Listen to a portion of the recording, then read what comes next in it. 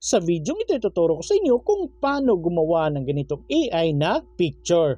At ituturo ko rin sa inyo kung ano yung prompt or magic word na tinatawag natin. Kaya tara, samahan nyo ako at panoorin natin ang video na to. Pero bago yan, sa mga hindi pa nakasubscribe sa akin, kayo na ang bahala. So ngayon, para makagawa tayo ng ganitong picture o nang gagawin natin, punta lang tayo sa mga search engine na ginagamit natin, kagaya sa akin Google Chrome, at pagkatapos i-type lang natin dito ang Google Gemini. At pagkatapos hanapin nyo na lang po itong Google Gemini na merong gemini.google.com. So ito po yon. So i-click nyo na lang po yan.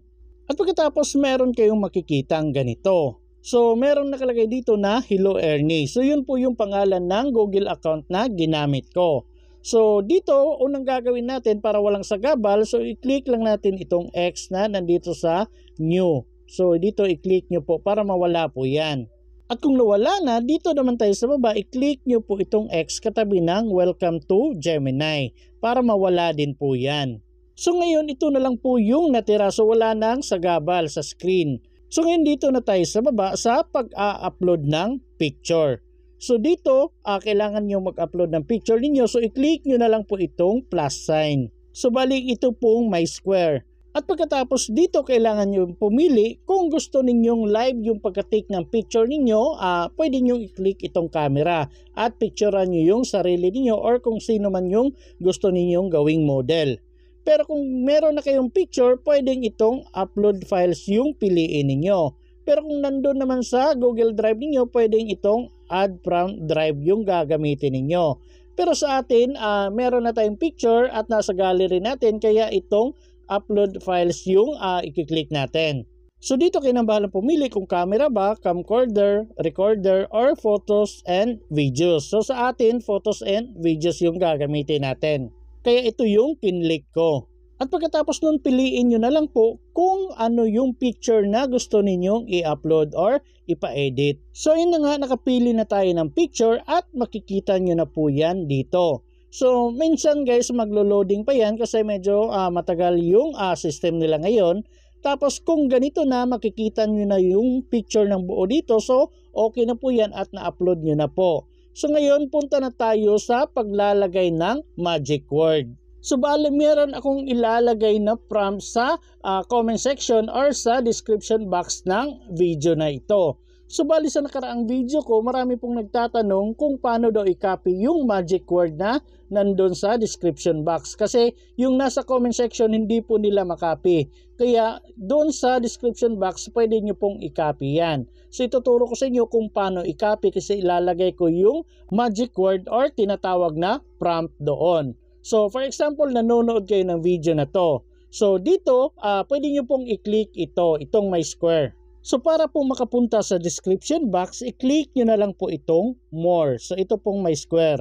At kapag nandito na kayo sa description box, hindi nyo pa po makikita ng buo yung prompt or magic word na tinatawag natin. So para makita ninyo ng buo, i-click nyo po ulit itong more, itong my square. So nandito na po yung magic word or prompt na tinatawag natin. So pwede nyo pong i-copy yan. So bali ito po yung prompt ng nakaraang video ko. So pwede nyo pong i-copy lahat yan. So bali itong baba lang ng magic word ang i-copy ninyo lahat. So kagaya niyan. So kung kapag ganyan na, i-click nyo na lang po itong copy. So bali yung prompt na pinakita ko sa inyo or yung magic word na pinakita ko sa inyo sa video na ito ay yung nakaraang video ko po yun. Pero ngayon, habang nanonood kayo ng video na to, i-click nyo na lang po yung description box at doon ko po ilalagay yung prompt or magic word ng video na ito. So, i-copy nyo na lang po. Pagkatapos nyo makopy, i-click nyo na lang po dito sa my square, then i-paste nyo po. So, i-click nyo na lang po itong paste para malagay dito yung prompt or magic word. So, for today's video guys, ito po yung prompt or magic word na gagamitin natin para makalikha kayo ng ganitong picture. So meron dito dabs. So pwede nyo pong i-edit itong dabs na nandito. Kung ano yung pangalan or nickname ninyo na gusto nyong ilagay, pwede nyo pong palitan yan at ilagay nyo po yung nickname na gagamitin ninyo. So kung okay na at nalagay nyo na lahat, i-click nyo na po itong submit or send na nandito itong my square. And then may makikita kayong ganito na just a second. So minsan seconds lang nandyan na po yung picture na pina-edit ninyo. Pero minsan medyo matagal din kasi medyo maraming gumagamit sa application na ito. So mag-antay-antay lang kayo. At pagkatapos meron kayong makikitang ganito, generating image. So antay-antay lang ng konti. Sa wakas na pagkatapos ng ilang segundo or minuto, meron na akong nakitang ganito. So scroll down nyo na lang po kapag ganito na. So dito sa baba makikita nyo na po yung kinalabasan ng picture ninyo. So ito na po yung picture na pina-edit natin. So para ma-download natin yan, i-click lang po natin itong picture. And then may makikita kayong ganito at dahil sa gusto nating i-download yan, so i-click lang natin itong may square. So ito pong may arrow down. At pagkatapos may makikita kayong ganito sa baba na downloading. So antay-antay nyo na lang, then mga ilang segundo lang, mada-download na po yan at mapupunta na sa gallery ninyo. So ayun na nga, image downloaded. So nandun na sa gallery natin yung picture. So bali ito na po yung picture na pina-edit natin. So di ba sobrang ganda? So kayo nang bahalang mag-edit dyan.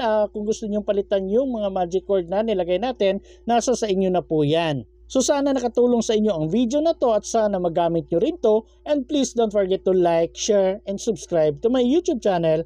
And please don't forget to hit the notification bell para updated kayo sa lahat ng mga videos ko. So yun lang guys, thank you and God bless everyone!